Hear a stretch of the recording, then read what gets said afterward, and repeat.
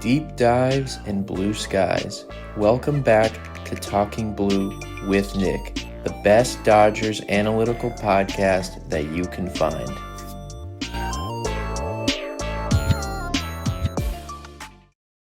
Ladies and gentlemen, welcome back to Talking Blue, the best Dodgers analytical podcast that you can find. I'm your host, Nick. Today, you're listening to episode 64 of Talking Blue. It is a super exciting day because we are recapping Game 1 of the National League Division Series where the Dodgers took Game 1 in Philadelphia. So I'm super pumped to talk to you guys about that. It was a super exciting game. So let's get into all that. Before we do that, as always, you can find this podcast on Apple Podcasts, on Spotify. Subscribe to the YouTube channel. Hit the subscribe button so you don't miss any of the notifications when the new videos drops. Follow us on Talking Blue Pod on all social media, TikTok, on X, on Instagram. Follow myself at Talking Blue Nick on X. I do a lot of tweeting during the games.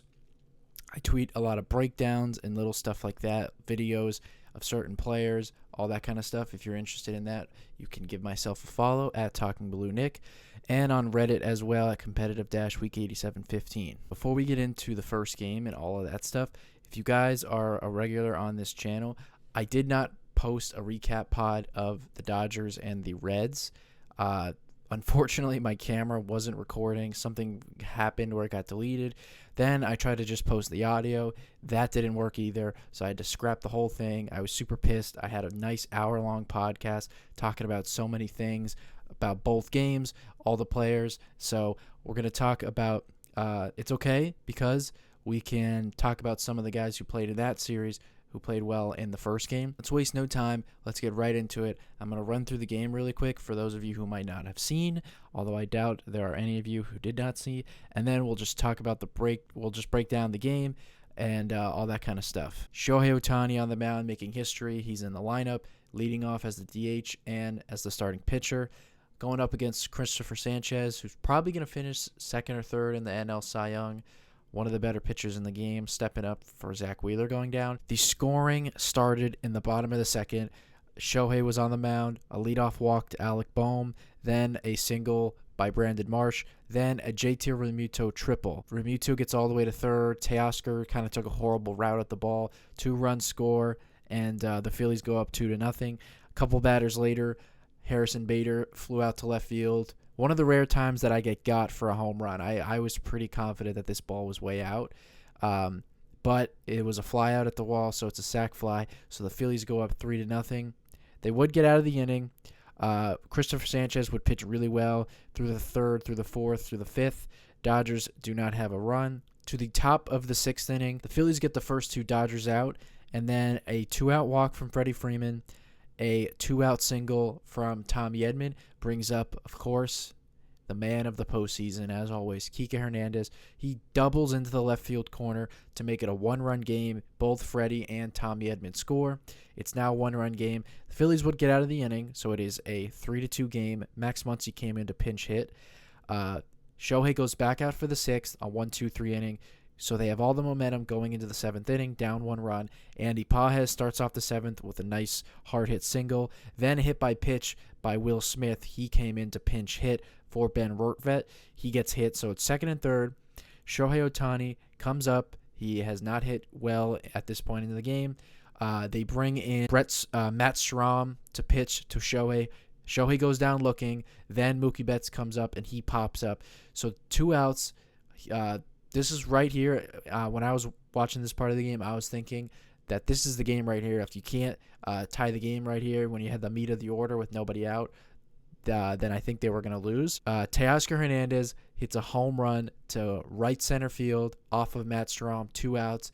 Electric moment. One of the bigger swings of the year so far, obviously, because it's a postseason game. Dodgers go up 5-3. That was just a sick moment. Then a really massive moment, bottom of the seventh, Tyler Glasnow comes in to replace Shohei Ohtani. The first runner gets on in an error, but then a fly out to left field, and then he induces a double play by Nick Castellanos. Quickly, he goes back out for the eighth inning. A strikeout, a walk, another strikeout, then a 2-out hit by Bryce Harper, and a walk to Alec Boehm. So Dave Roberts goes to Alex Vesia to replace Glasnow. They pinch hit with Edmundo Sousa. He flies out to center field, so the Dodgers get out of it. Vesia gets out of it. A 2-run lead. We go to the bottom of the ninth. Dodgers bring in Roki Sasaki for his first save opportunity of his young career. He gets JT Realmuto to strike out. Then Max Kepler with 2 strikes. It was a nice piece of hitting. He doubles into the right field corner. Nick Castellano then comes up to ground out. And then Bryson Stott, with representing the tying run, pops out in foul territory to third base to Max Muncy for the third out, for the final out, for the game. The Dodgers win 5-3. Roki Sasaki gets the save. Ohtani gets the win in his first postseason start of his career.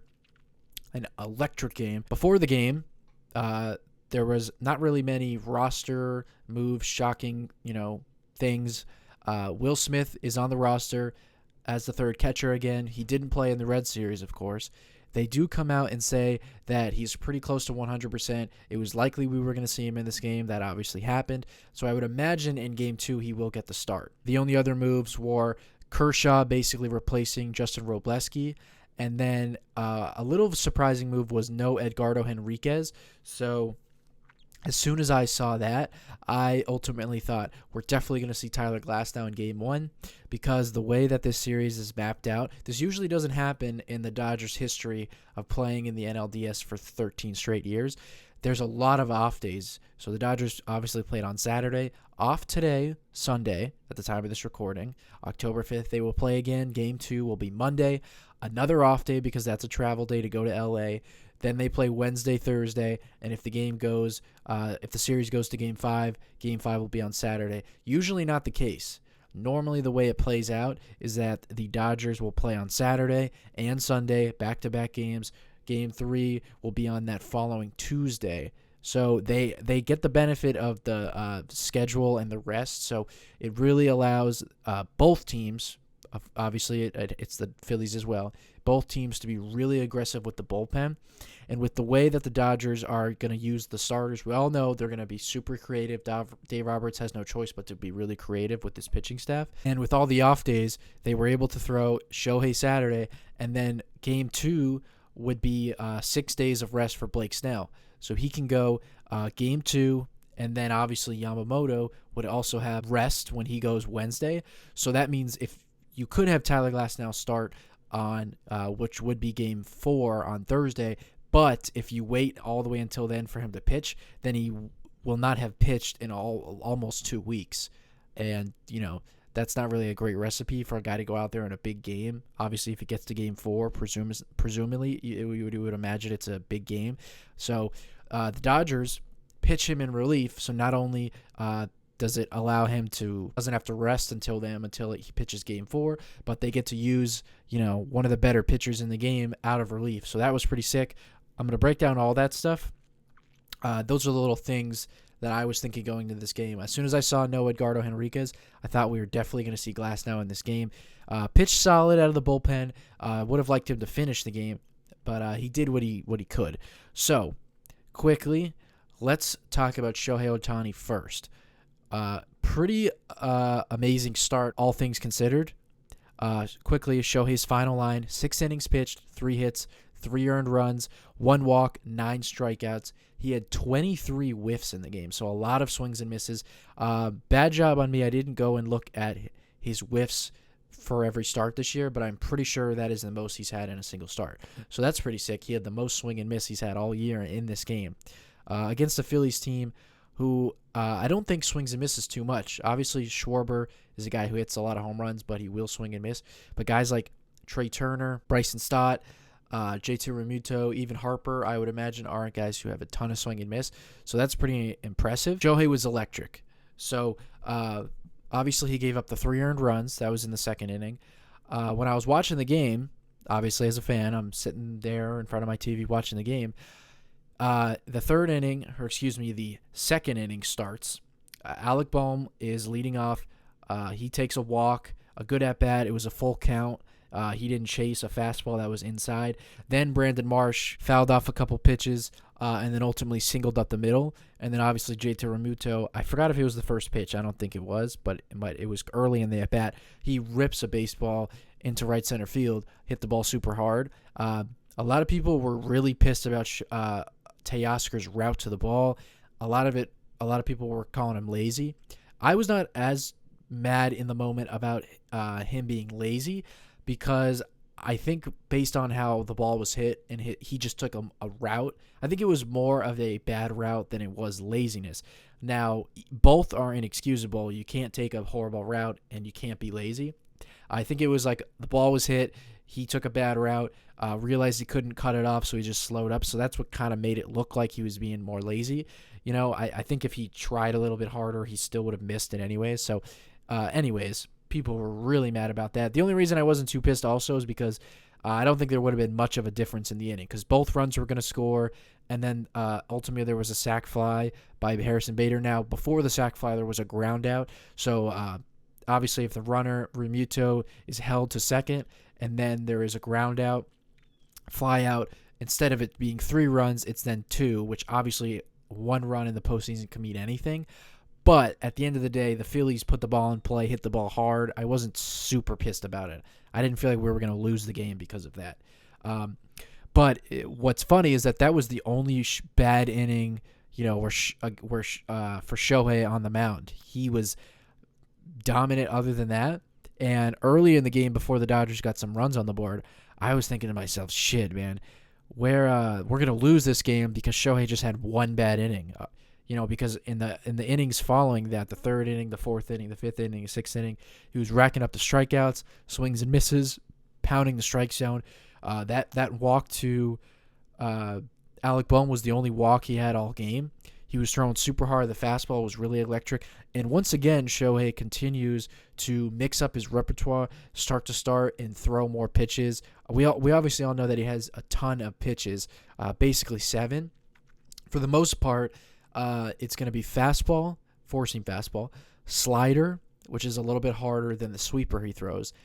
So those 2 pitches, fastball, slider, sweeper, curveball, and then he will mix in cutters, sinkers, splitters. But for the most part, it's those 3 pitches. In this start against the Phillies, he used the splitter a little bit more than he has all year. His splitter on the year was like 2 to 3%. He threw that pitch 10% of the time in this game. He threw a lot of really nasty ones to Bryce Harper and to Kyle Schwarber. So I thought that was interesting that, the Phillies, obviously they know Shohei going into the game throws a ton of pitches, but you can imagine that they are, basically thinking, hey, it's a heater, it's a slider, sweeper, curveball, and so they were probably pretty shocked by the good amount of splitters that he threw. So he was, again, electric. He was averaging 98.7 miles an hour in this game, topped out at 101. So that's pretty sick. And 23 swings and misses, 8 were on that fastball. So the fastball was electric. 4 was on the splitter, and then 6 were on the curveball. He also threw a lot of really nice curveballs to Brandon Marsh, Harper, Schwarber. It's funny because early in that game, when he gave up the 3 runs, his command kind of got away from him a little bit, and the Phillies just, those handful of guys in the bottom of the order just really put together some really good at-bats in that inning. Quickly, it was looking like, maybe the crowd's getting to Shohei. They were super electric. Everybody knows Citizens Bank Park is probably the loudest ballpark in the postseason. It's just like every pitch they hang on you, every pitch. And I was wondering if the crowd was getting to him, nerves, whatever. And other than that inning, he was dominant. I mean, the Phillies did not have many base runners against Shohei. They had 5 hits in the game altogether, and one of those came against Roki. So Shohei was very dominant. Like I said, only 3 hits allowed, only 1 walk, and he did all of that with only 89 pitches. So he didn't even, empty the tank.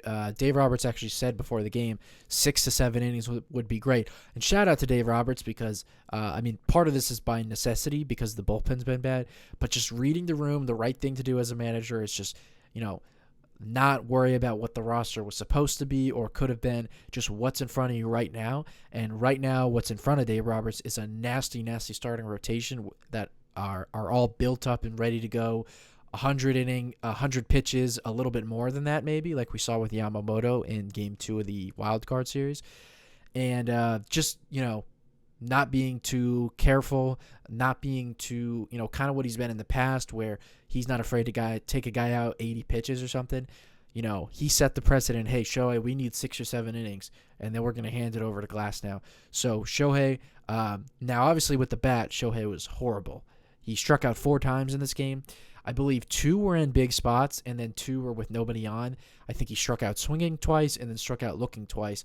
Really bad at bats. His first at bat to start the game, he just swung at 3 pitches.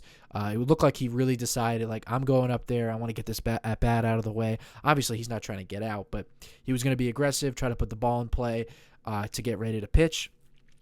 Then there was that at bat in the big inning where Teoscar hit the home run, where there was 2 out, nobody out. Matt Strahm came in and he just took a fastball right down the middle. Shohei does that a lot. He is definitely someone who sits on pitches. It's kind of why there's times where you'll see him on an 0-2 pitch. He'll be all over a curveball because he was guessing right. And then there's times where he has 2 strikes and he'll literally take a fastball right down the middle. And obviously on TV you're thinking, what the hell, man? You just took a pitch right down the middle. Just how Shohei is. He's a big guess hitter, clearly. He sits on certain pitches. And when he guesses wrong, he's just going to take one right down the middle like he did. So it's a lot to ask for Shohei to go out there and pitch and hit. He gave you everything he could on the mound, and he looked really good. And obviously the Dodgers won. And I think he's going to be much better in Game 2 and throughout the series. But Christopher Sanchez had his way with him. And then Matt Strahm, obviously, Shohei was caught guessing wrong. The other guys I want to talk about are the pitchers who finished out this game. Glasnow, Vesia for 1 hitter, and then obviously Sasaki. So I said going into this game, I was pretty confident that Glasnow was going to come in. I wasn't sure how it would go. Would they bring him in? Obviously, it all depended on what Shohei did. But Shohei gave you the perfect amount. 6 innings. He was dominant, kept the game close. So at that point, it really looked like they wanted to have Glasnow come in and ideally finish the game, but given that he came in the 7th, realistically probably 7-8 inning, and then you bring Sasaki in for the 9th. So I was really nervous because it's a postseason game, but because Glasnow, you can tell early on when you're watching him what you're going to get from him. And obviously with the way the bullpen has been as of late, the walks are very scary, and Glasnow this year has been really bad with his command. So that's what I was focused on right away. Him coming out of the pen. I believe it's his first relief appearance since 2018. So a long time that he's ever come out of the bullpen. First time he's pitched in the postseason since he's been a Dodger, which, hey, high five to me. I've been asking for that all season. Just keep him healthy. We finally got to see it, so that was pretty cool. I was early on looking what is his command, which obviously that's the case with every pitcher, but if he came out and walked the first guy on 4 pitches or just didn't have it, Dave Roberts got to get someone up right away quickly because he can just lose it very quickly, or obviously he can come in and be dominant. When he came in to that 7th inning, he came in and faced JT Realmuto. I think it was a 3-1 count, and Realmuto turned around a fastball, hit it hard right at Muncy. Muncy made a great stop, but then he tried to make too quick of a throw, actually, and threw the ball in the dirt, and Freddie Freeman was unable to pick it. But then he got Kepler to fly out to Kike in left field. Then he got Nick Castellanos to ground into a double play. So he got out of that inning, then came back in to the bottom of the 8th. He strikes out Bryson Stott on a nasty curveball. But then he walked Trey Turner. That got away from him quickly, but then locked right back in. Kyle Schwarber, he struck out. Needed to get Harper 1 more out. He threw a ton of nasty curveballs. Harper got the only bad curveball really that Glasnow threw. He left it up a little bit. Thankfully, Harper hit it on the ground, and it got through. Then he walked Alec Bohm. So that means that Brandon Marsh was due up, the left fielder. Brandon Marsh is really bad against lefties pretty much throughout his whole career. So Roberts had no choice, Dave Roberts, to go to Vesia, which I thought was the right move, given the fact that, it's the bases loaded. Glasnow's command is a little, is getting away from him, and you like that matchup. Now, you knew that they were pretty much going to pinch hit to Edmundo Sousa, who is a right-handed hitter who hits lefties very well, and I believe came into the postseason super hot. I think he just had a 3-homer game like 2 weeks ago. So again, same thing with Vesia, because his command has not been great as of late. You just got to see him get the ball in the strike zone. So that was one of the more nervous parts for me throughout the game, obviously, because it's the bases loaded. and Sosa flew out to center field. I saw a lot of people, like I said, I don't get deked often on TV. I usually have a good feel when it's a home run or not. The Bader home run I thought was gone off the bat. I saw a lot of people thought this ball was gone. As soon as he hit the ball and I heard the noise, I knew it was an out. I could hear that he either got jammed or hit the ball off the end of the bat. I knew it was an out right away. So Vesia came in and did his job, faced one hitter. So not only is it good that he got the out, but what is also good is he only threw to one batter, and I think he only threw like 4 pitches. So Vesia will be ready to go in the next game. Even if he did throw a lot of pitches, he probably would have been fine because of the off days. So he came in and got the out that he needed. So then Dave Roberts is, it wasn't really a hard decision, but at that point, because Vesia only faced one hitter and threw a couple pitches, obviously there's a chance that you could leave him in. But everybody knew from that point it was Sasaki coming in. You saw him in the bullpen getting ready. It was clear he was coming in. And obviously JT Realmuto was due up, Max Kepler, and Castellanos. The bottom of the order. It's kind of funny in that 8th inning when Tyler Glasnow was trying to get through the 8th inning. He was able to get, like I said, Stott to strike out, but then he had to face the top of the order. Trey Turner was coming up, Schwarber, Harper. He then walked Trey Turner, so that guaranteed that Schwarber, at least Schwarber was going to come in up in the 8th inning. He got him to strike out, and then Harper obviously singled, and then they eventually got out of the inning. It's kind of funny. That almost worked out in the Dodgers' favor because it meant that you weren't going to face those guys in the 9th inning. The bottom of the order was going to come up. So it kind of gave it like an easier landing zone for Sasaki, because if Glasnow gets through the 8th inning cleanly, Stott, Turner, and then Schwarber, then that means Harper is leading off the bottom of the 9th.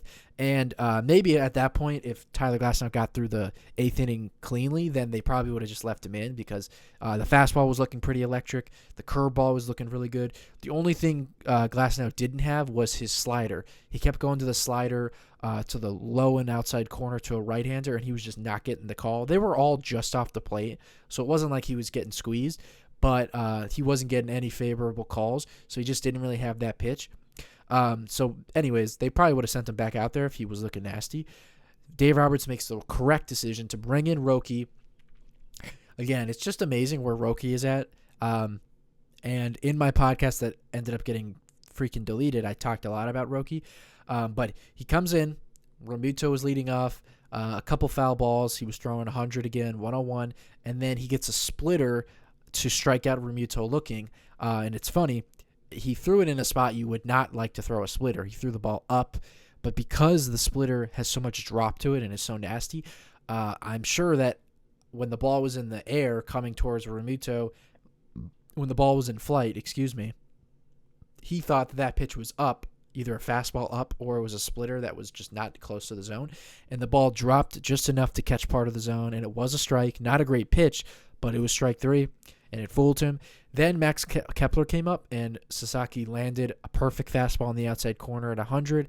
Then another splitter that was up, but it caught the zone, 0-2. And then credit to Kepler, Sasaki. I was literally thinking to myself in that moment, if Sasaki could just get a splitter down in the zone, just close enough to the zone, but down, he'll get a swing and a miss. He threw a splitter that was actually down, but in the strike zone. And credit to Kepler because he just hooked it, hit it pretty hard down into the right field corner for a double. So 0-2 count, a guy's throwing 100 with a nasty splitter, and he put a pretty good swing on it. So credit to him. Then Nick Castellanos came in, which was key. He came in for Harrison Bader. And at the time, I was thinking, what the hell is Rob Thompson doing? Because he just replaced Bader, who had a high 700s OPS, who plays elite defense, with a guy who has a sub 700 OPS with horrible defense. So I was like, what is that move? But then it came out that Harrison Bader hurt his groin. So Castellanos comes up, swings at the first pitch, grounds out to Miguel Rojas, who was in the game for Tommy Edman. And then Bryson Stott came up. I felt pretty good at this point because Stott's not that great of a hitter. Again, Sasaki continues to pound the zone, first pitch strike, and then Stott pops up. So, again, it's just amazing where Sasaki is at, because 2 weeks ago, we weren't even sure if we were going to see Sasaki again in this season, in 2025. And not only have we seen him again, but the dream scenario, I've said this before, but before Sasaki got the call and the Dodgers made the decision to put him on the roster in late September. There was a ton of people on Twitter who were having this pipe dream of kind of exactly what's played out. Sasaki coming in to be the closer, all these electric, moments, getting big outs. And I was starting to fall into and love into that and get all excited. I was, falling for the bait. And before Sasaki pitched that first game in Arizona, I told myself to relax, and I was like, wait a sec. This comes on the heels of another blown Tanner Scott save. The bullpen's been bad. That's a lot to ask for 23-year-old Sasaki, who hasn't pitched since May, who has had a bunch of up and down moments, velocity, swing and miss, all that. But ever since then, it's just crazy how that has actually happened. Sasaki was electric in the 2 games in the regular season. Then we saw him close out the game against the Reds. And then obviously we saw him get his first big league save on the road in Philadelphia. Just unbelievable. What a turn of events, because a guy who had one of the lowest walk rates in the league, obviously because he didn't pitch for so long, he no longer qualified, but while he was pitching, he did have the worst walk rate by far, and he has not walked any hitters in the 4 innings that we've seen him, and he's pounding the strike zone, a ton of first pitch strikes, the fastball. I've talked about this before, but Sasaki is a guy who is basically 4-seamer, splitter. And when you're attacking the zone with those 2 pitches, obviously the splitter, like I just mentioned, is a pitch that you're trying to throw down in the zone. And what that means is that ideally you should use your fastball down in the zone to kind of tunnel that pitch. Kodai Senga of the Mets is one of the best pitchers at this. He does not throw high fastballs. He throws low fastballs down in the zone, so the splitter can kind of tunnel off of that fastball. Because again, that the splitter is a pitch that you're trying to throw down. So essentially, why would you throw a fastball up in the zone? You tunnel that splitter off of that 4-seamer. It looks like a fastball coming out of the guy's hand, and then the ball drops off the table. Sasaki has clearly adapted that mindset, not throwing any high fastballs for the most part. If you look at his heat map and all the pitches he's thrown, he's probably thrown like 50 pitches since coming back. He has barely thrown any high fastballs. I don't think he's thrown any. They're all down in the zone. It's just amazing. Like, even when he was coming in last night, I was feeling really confident. But of course, in the back of my mind, I was like, all right, this is a different animal. You're on the road. This is game 1. You're trying to have a crazy comeback win.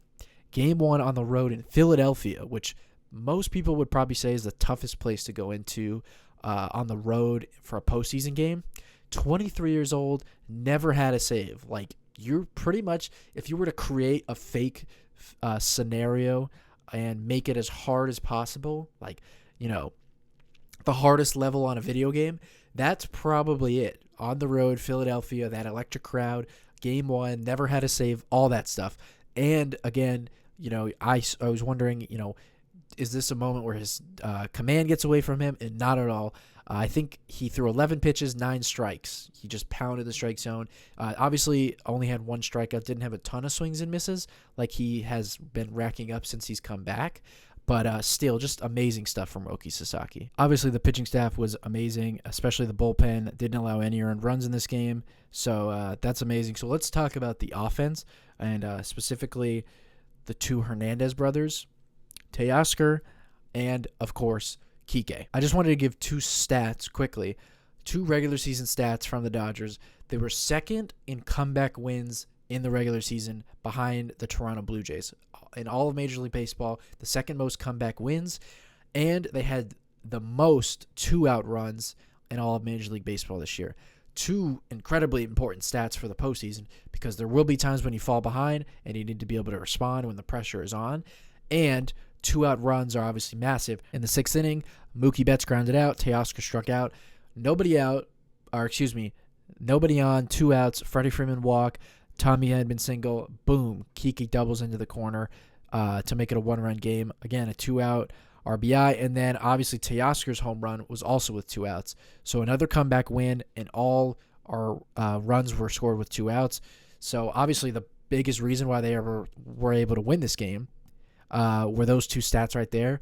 The Dodgers' offense was, pretty much shut down by Christopher Sanchez for the most part. He was getting a ton of chase on the changeup, which is something the Dodgers are not accustomed to, chasing. It was just Kike that put those 2 earned runs on him, obviously, but he had 8 strikeouts. He was getting a lot of swings and misses. I think he had like 18 in the game. One of the reasons why I haven't lost confidence that the Dodgers can win the World Series, even with this bullpen, is because of this specific offense, because they have guys who walk and get on base, but because of the comeback win stat and the 2-out run stat. And those are like 2 of the best ways, to help your chances to win a World Series. If you go back to 2020 when the Dodgers won the World Series, they were, I believe, the greatest 2-out. I don't remember the exact stat, but they were either the greatest 2-out RBI team in postseason history or runners in scoring position. I think it was 2 outs. They were incredible at that. Obviously, that was one of the reasons they won the World Series. And then last year, it was the offense and the bullpen. And so I feel really good about where the offense is at. They did, they tried to put up a fight against Christopher Sanchez. They did get some base runners. He did allow 4 hits early in the game. They just weren't able to capitalize. And then, of course, Kike just goes into God mode in postseason. I can't say that I was like, with 2 outs, that I was like, oh, he's definitely getting a hit here. But literally when Kike came up with 2 runners on, I was like, one of the best guys to have in this situation, honestly. It's amazing. It really is amazing what he does in the postseason. In postseason history, postseason play history, minimum 200 plate appearances. So these are like guys who got to the postseason a lot and are of the greatest of all time. So not like someone who played 2 postseasons. These are like guys like Carlos Beltran, Bryce Harper, Pujols, Lance Berkman, David Ortiz, Manny Ramirez, Barry Bonds, like guys who played in a ton of postseason games. Kike Hernandez has the 20th best OPS in baseball history, minimum 200 plate appearances. So he's been a top 20 hitter in postseason history. Just unbelievable. One of the biggest increases of regular season OPS for a career to the postseason. I think his regular season OPS is like 701, and then his OPS is 880 in the postseason. Just unbelievable. Again, if I read some of these names, the highest of all time: Carlos Beltran, Albert Pujols, Bryce Harper, David Ortiz, Jordan Alvarez, Manny Ramirez, Barry Bonds, Hideki Matsui, Mickey Mantle, Kyle Schwarber, Freddie Freeman, Kike Hernandez. Those are all guys that I just named who are either multiple-time All-Stars or MVPs, Hall of Famers, and then Kike Hernandez. Just unbelievable how he's done that throughout his entire career. Really, the only comparable player, I guess, would be David Freese. David Freese was kind of someone similar to that. But Kike's even lesser of a regular season player than David Freese was. David Freese still had a high 700s OPS for his career. Kike, like I said, it's just league average. I don't know how that would work for a career, but it's just amazing how year after year he doesn't really do much in the regular season other than play a lot of positions and do some damage against left-handed pitching. And then the postseason rolls around and they throw that all out the window. He'll get started against right-handed hitters, and he'll get hits with 2 outs. He's already got a high OPS for this postseason, so he's amazing. And then shout out to Teoscar Hernandez, leaders for this year's postseason. He has the 5th highest OPS, and all the guys that are above him are guys who have played 1 game. Julio Rodriguez, Dalton Varsho, Vladimir Guerrero, Alejandro Kirk have only played 1 game. Teoscar's obviously played 3. His OPS is over 1,400. He's already got 3 homers, so he's been amazing at the plate. Obviously not on the field, but he's been making up for that at the very least with the bat. So the offense did exactly what they needed to do in this game. It was going to be super tough to win that game. Obviously, it's massive to win Game 1, especially on the road. They usually tend to say when you're a road team, you just try your best to split the first 2, and then you go home. They have absolutely put themselves in the best position possible because they win Game 1. Now you have the day off Sunday, so guys are rested. So you can go into Monday for Game 2, and the Dodgers can fully go for the kill. Now, obviously, if they win Game 2 and go up 2-0, doesn't mean the series is over. Their teams have come back from that in the past, or at least forced Games 4 and 5. But if you win the first 2 games and you go to LA up 2-0, I think we all feel pretty confident the Dodgers are going to win the series. And winning game 1 on the road like that, with these off days, Dave Roberts and the Dodgers can fully go for the kill in game 2. Blake Snell is going to pitch, like we said. He is going to start game 2 with a fully rested bullpen. All right.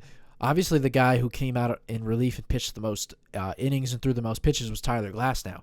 No Blake Trinan, no Jack Dreyer, no Tanner Scott, Kershaw, Emmett Sheehan. None of those guys came out in relief.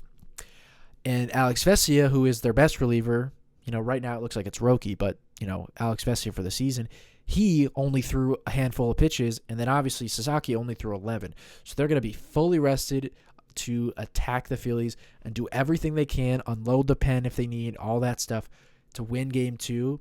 And, if you don't win, hey, we go to L.A. With a split, and the series is probably still in your favor.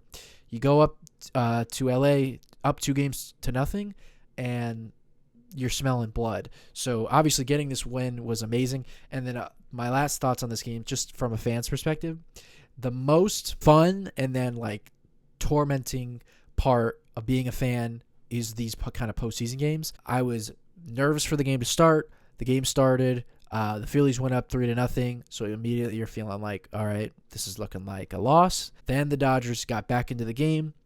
That Teoscar moment is one of those moments, like I've told you guys before, I always remember those sick moments that you're watching in the postseason. That's one of those moments. A late inning game, down 1 run, 2 outs on the road, hit a home run like that. I was sitting here on my bed watching the game, jumped up and yelled. Pretty sick moment. And then obviously with the Dodgers bullpen, I don't think there's any Dodger fan who felt like the game was over because of their pen. But looking back, I would imagine the Phillies and their Philly fans felt like the game was over because that was soul-crushing. 2 outs, a guy hits a home run like that when you have a lead. Your starter pitched really well, and you put some runs up against Shohei Ohtani. You're feeling good. And a guy gives up a soul-crushing homer like that. They probably felt like it was over. We didn't as Dodger fans because it was such a big moment. I actually thought when Tyler Glasnow took the mound, I actually thought it was the 8th inning, and then I was like, "Oh shit! It's actually the 7th inning. We got 9 outs to go, so we're nowhere close to this game being over." But and then when Vesia had that bases loaded flyout to get out of the 8th, one of the more nervous moments I could remember, and I guess since last postseason, I had to stand up to watch that. I was that nervous. I could feel my heart pumping, just so nervous. And then Sasaki coming in was dominant. So those are my final thoughts on the game. Super fun, super electric. Now I'm super relaxed here on this Sunday, waiting for game 2 tomorrow. I feel really good about the Dodgers' chances to go up 2-0. But at the same time, if I'm being honest, probably the most likely outcome is that they split the first 2 and go to LA 1-1. I don't think that they can't win. I think they have a great chance to win, but we just know that these are 2 good teams. This is supposed to be a really good series. Maybe not. Maybe the Dodgers take care of them in 3 or 4. But I came in expecting a 5-game series, so I expect the Phillies to put up a fight tomorrow. But again, it's going to be a fully loaded pen, ready to go with Blake Snell, who just dominated the Phillies, I think, less than 3 weeks ago. Now, Monday, of course, looking ahead, that will be game 2 of this series. It's going to be 30 minutes earlier. Obviously, it is still in Philadelphia. And obviously, like I said, Blake Snell will be pitching for the Dodgers. And a little bit of a surprise, it'll be Jesus Luzardo of the Phillies. I thought it was going to be Ranger Suarez, but it looks like he'll go game 3. I think they said that Suarez was available out of the pen. So again, just a little bit of funkiness because of all these days off. Glasnow will probably get a start later in the series. He came out of the bullpen. I think they were trying to have Ranger Suarez do the same thing, but I would imagine now he's probably off the table for game 2, and he'll be ready to start game 3. Another reason why I like the Dodgers' chances is Jesus Luzardo. Now, he is a very volatile pitcher, just like a lot of relievers are, because he is incredibly nasty, one of the better strikeout pitchers in the game, one of the better left-handers in the game that has electric stuff. So he could go for 13 strikeouts against the Dodgers, or the Dodgers could put up 5 runs against him. I wouldn't be surprised either way. Doesn't have the best command, so there should be some base runners. It'll all be about if the Dodgers can capitalize. But the Phillies are going to be ready to unload the pen as well. Now, another positive in this game from game one is that the Dodgers did see a lot of their best relievers. David Robertson, I forgot if they only saw him for one hitter, but David Robertson pitched in this game. Obviously, Yohan Duran pitched, their closer. They also saw Matt Strahm, like I said. And then Orion, I forget how to say his name, but Orion Kerkering, the right-hander, who's also a high-leverage guy for them. He came in and pitched a quick eighth inning, I think it was. So they saw a lot of their better relievers. They don't have much else in terms of high-leverage relievers. Now, old friend Walker Buehler has kicked to the pen for them, as well as Taijuan Walker and Aaron Nola are also options for them. So those are guys you could see in game two. But it's going to be all hands on deck for the Phillies. And the Dodgers did face Jesus Luzardo twice this season. He dominated them the first time back in April. And then a couple weeks ago in September, they actually put some runs up against him. I believe Freddie Freeman took him deep. And then I think Shohei also took him deep. I actually expect a similar game. I think he's going to have some strikeouts against the Dodgers because, he's a tough left-hander. Probably won't see Muncy again, but the way to counter that is Alex Call, who has really good numbers against left-handed pitching and incredible plate discipline. And then at some point, you will see Muncy deployed. You'll see Kike go out to left, and Alex Call will come out of the game. I also think that Will Smith's going to start this game because he caught the second half of this game, had a couple of at-bats. Now, his at-bats didn't look great because when he pinch hit, he struck out against Sanchez and chased a couple of change-ups, but he hasn't played in like a month, so that's a lot to ask. I still believe in Will Smith, at the very least in his plate discipline and his at-bat quality. So I'm thinking against Luzardo, we probably see a lineup of Shohei leading off at DH, Mookie hitting second, playing short. Teoscar will be hitting third and right. Freddie Freeman will be hitting fourth at first. Probably because you won't see Muncy. We'll see Will Smith hitting fifth, catching. Now, they might do Tommy Edman hitting sixth, or hitting fifth, I should say, because they like him against lefties playing second base. So one of those guys will be hitting fifth and sixth. Then it'll probably go Alex Call seventh and left, Andy Paz eighth in center, and then batting ninth would probably be, I am blanking and now I'm confused, but the lineup's going to look something like that. And then my closing thoughts for the pod for you guys, a couple of guys that I need to see get going. At the top, I have Max Muncy. Now, it's going to be tough for Muncy in this series because he's going to come off the bench a lot, and I don't know how many starts he's going to get. Maybe against Ranger Suarez, they'll have him in there, but I think Kike is definitely going to be in there, obviously, because he's been amazing. He's doing the exact same thing he did last postseason, where Dave Roberts has no choice but to leave him in there, gladly leave him in there. And then they also like Alex Call against a lot of other lefties, so Muncy might not get any starts, but his at-bats so far in the postseason haven't been great. His at-bat against David Robertson yesterday, he actually, it's crazy to think, but he actually chased ball 4 3 times, which Max Muncy, has he ever done that in his life? But really the biggest guy is Paz for me, because Paz is obviously the everyday center fielder, or if Tommy Edman's in center, he'll be in left. His at-bats haven't looked too great. Now, he did start that big inning with that single into left field, so maybe he's going to look better, but he's been chasing a lot, swinging and missing a lot, so I need him to get going. And then Will Smith is not really someone I need to see get going because he's obviously been on the bench a lot with the injury, but I just need to see him, put up some good at-bats in Game 2 against Jesus Luzardo. So that's all I have for you guys. I hope you guys enjoyed. Thank you so much for listening. What a Game 1 it was. What a comeback. Nothing is better, obviously not for your nerves, but nothing is better to be able to go back and look at some, postseason highlights and memories and think, just remember when you were watching, they were down 3-0, and just think, oh, if only I knew what was to come. So, sick moment. I've already looked back at all the highlights from that game. Great game. The bullpen, Shohei was amazing on the mound. I can't wait to hopefully see him pitch again and get another start. Maybe it'll be in this series. Maybe if they advance, maybe it would be Game 1 of the next series. The offense did what they needed. So, yeah, it was a great game. I hope you guys liked it. I hope you guys enjoyed this pod. Thank you guys so much for listening. As always, you can get this podcast on Apple Podcasts, on Spotify. Subscribe to the YouTube channel. and hit the notification so you don't miss any of the new videos and podcasts dropping. You can follow us on social media at Talking Blue Pod. You can follow myself at Talking Blue Nick, and on Reddit, competitive-week 8715. Thank you guys so much for listening. This was episode 64 of Talking Blue. We will be back to hopefully recap Game 2 of the NLDS, which will be Blake Snell taking on Hazel Cesardo. Enjoy the game, guys. Thank you guys so much for listening.